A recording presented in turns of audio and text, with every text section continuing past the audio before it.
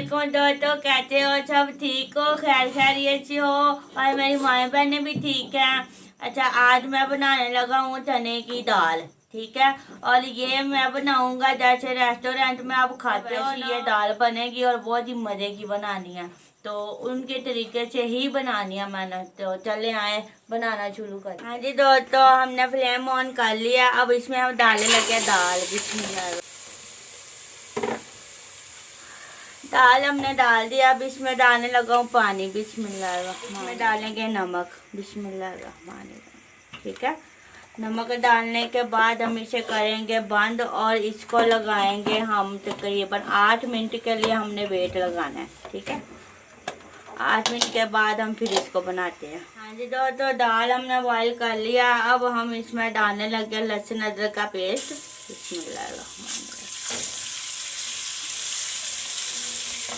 ये देखिए, इसको आप हल्का सा ब्राउन होने देना। बिस्मिल्लाह। ठीक है, और इसके बाद डालने लगे हम टमाटर। बिस्मिल्लाह। ठीक है, ये बिल्कुल ऐसी ही बनेगी जैसे आप होटल में जाके खाते हो ना। ये टमाटर को नरम होने देना ऐसे। ठीक है, हाँ जी देखें जी, हमारा जो टमाटर डाला था वो नरम हो गया है। अब हम डालेंगे मसाले।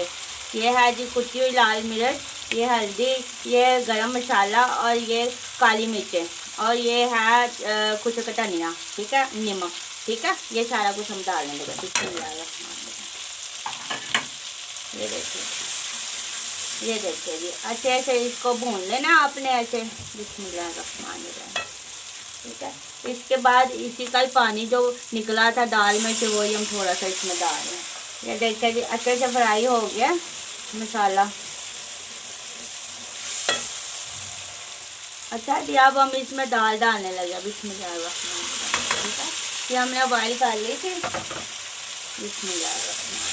ये देखिए कितनी मज़े की और कितनी अच्छी बन के तैयार हो गई, आप देखेंगे। बिस्मिल्लाह।